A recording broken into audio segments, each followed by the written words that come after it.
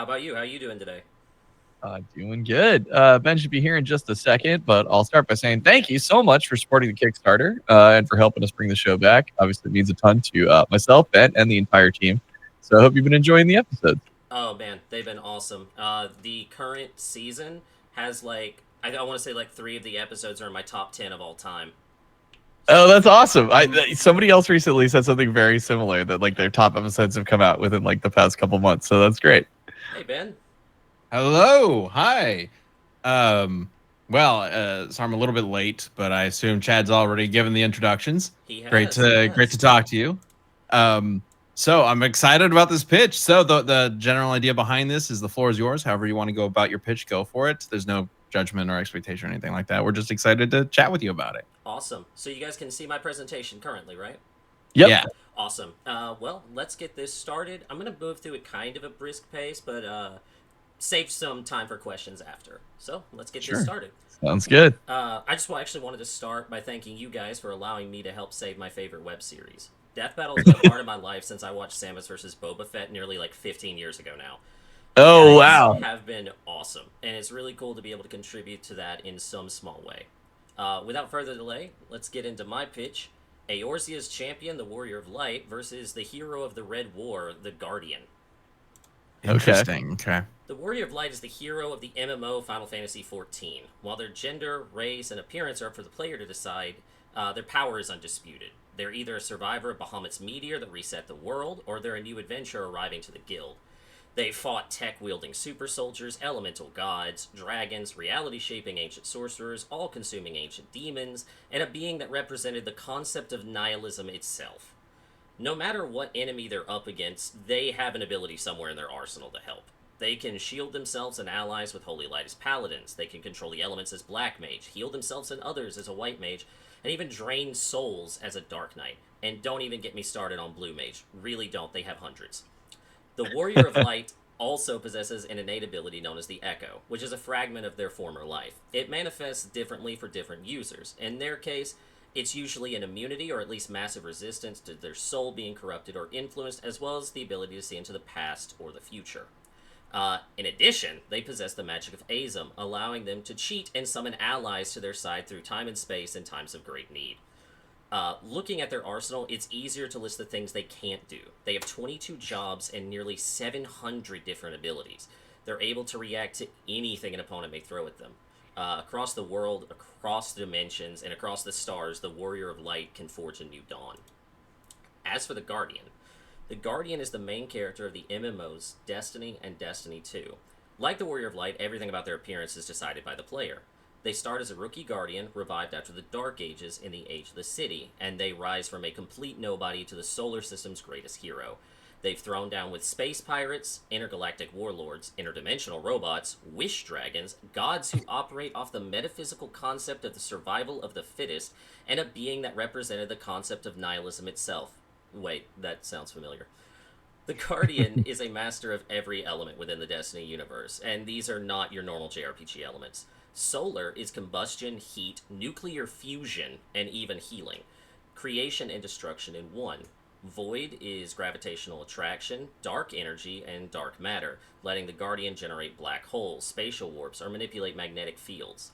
Arc is not just electricity, but it's also electromagnetism. It is the element of movement created when the forces of our universe struggle to achieve balance. Stasis is not just cold, but the concept of the reduction of entropy and the ending of all movement on a macroscopic and atomic level. And then Strand, the most confusing one, allows them to manipulate the Weave, which is an extra spatial layer of psychic energy interwoven with reality that connects all living things and their minds together, which allows a proficient wielder to sever those connections and create matter. No matter how strong the enemy, no matter how impossible the odds, the Guardian makes his own fate. Now, these two have a ton of connections, and this list on screen is far from comprehensive. When I played both of them actively at the same time, I began to notice even more minute ones, but that's too much to get into here. Even with this smaller list, some of the connections stand out. From their similarities between Hydaelyn and the Traveler, to the struggles of light and darkness within their game, to the eventuality of them being a hero of both. Their huge variety in their abilities, due to being able to canonically swap their class and job, to even fighting enemies who represented the same fundamental concept and threatened the entire multiverse. It leads me to think that these two make perfect opponents. Now, a battle between these two gives amazing animation potential. They have such a wide range of abilities, and there are practically no limitations for the battle. From both being able to heal themselves or tank hits, both being able to fight at any range, the Warrior of Light summoning allies of similar strength to outnumber the Guardian showing off his ability to deal with hordes. You can show off the Warrior of Light's insane versatility, but against the Guardian's overwhelming power. You can show off the Warrior of Light's ability to see danger zones and using it to dodge some instant kill attacks. On top of that, if the Guardian ever did die, we could have a perfect fake out with the Ghost Resurrection. Now let's talk about how the fight would start. I spent a lot of time thinking of a lore reason when I realized we should just embrace the unique nature of this matchup and lead into it. I'd like to show you guys some storyboards. We see the raid boss Nezarec rising up and giving a roar, only to slump over dead. Zooming in behind him, we see the Guardian standing with a smoking gun.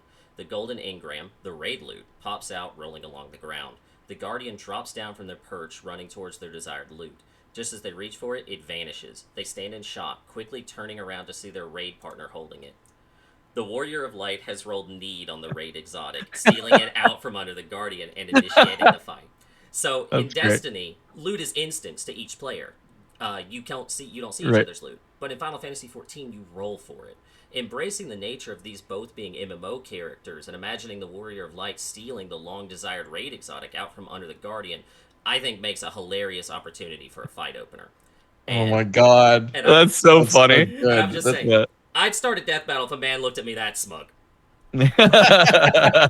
Anybody who's played an old school MMO would also be very familiar with. Yeah, or even things somebody like getting some loot and being like, "Wait a minute, I wanted that. Yeah. Why did that go to you? Your character can't even use it." So let's talk about the kill now.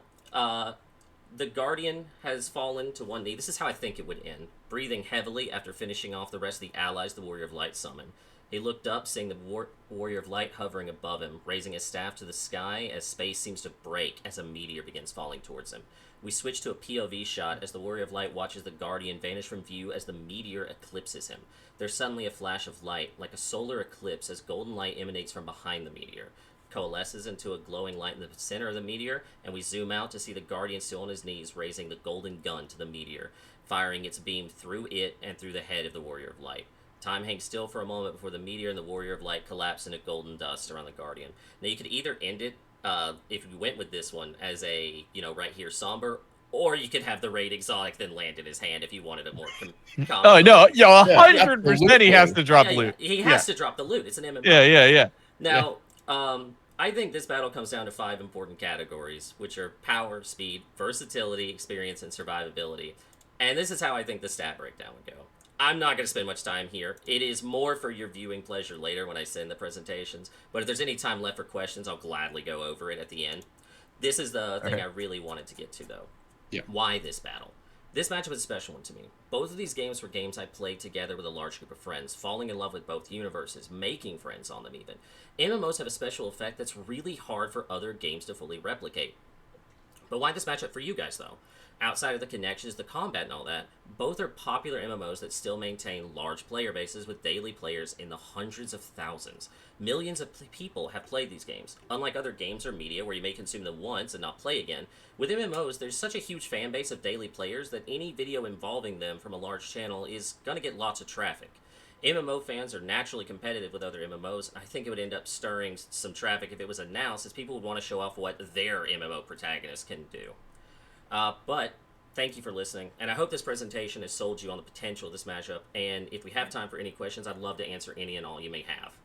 Yeah, definitely have some nice questions. and succinct, great presentation. This is awesome. Wow. Yeah. So are you thinking this is like a full composite of all the classes that they could be? I think it has to be. Both of them canonically can do that. So the Warrior of Light, it shows them doing it in the cutscenes. And in Destiny, there's the 3 classes, and then each class has the subclasses within it, which I list off here. But later on, we learned that that's just a philosophy they live by, and each Guardian can manipulate the light as others can. We see a hunter. We see a hunter use a Titan-esque super in a cutscene. So a Guardian and the Warrior of Light, they are inherently composited without needing to be, an actual composite. They just do all this. Gotcha. Yeah. So long as it makes sense, Yeah. lore wise or even gameplay wise, to give everything to the character, or whatever. Like I think just a general composite works. We did that with Dragonborn versus Yeah. Chosen Undead. I think, Mhm. and I think that battle needed that. It had to have it. Yeah, this would be something similar. I think absolutely. It would be also so wild to see, like, throwing like flaming Titan hammers and then like pulling out a golden gun. Which Oh, you brought up the golden gun. I have to have ask. different parts of the fight focus on different classes, right? Yes, Like, Yeah. that's kind of how I imagine it. Where like you swap to a Titan to clash with a Paladin, and then they're at range. So you have the Archer Hunter versus the Ranger, or the Archer from FF14. So you really have these like swapping classes to match each other, as opposed to having all their abilities inherently at once, kind of like how Chosen Undead versus Dragonborn is. So you'd have this different swapping that I think would Okay. or at least fighting. They have different fighting styles, so it would like very, be very emblematic of the scene in the fight. Exactly. Is there any particular like,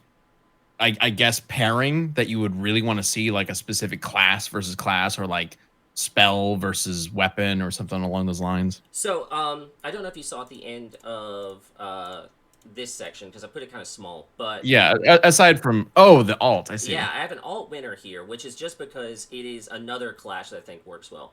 I think Hunter is the most iconic Destiny class. It's not even my main, but it's the one that's been in the most trailers. I was gonna ask because you had the golden gun at the finish. I was like, "Are you a hunter main?" I'm a Warlock main. I'm a Warlock main, and I didn't. Okay. Yeah. I was a Titan main, so Titans are awesome. So I played Hunter. So I recognize the golden gun. Yeah, so it's too connected to Cade. Cade is such an important character. I think the golden gun is the perfect for the kill with the Guardian.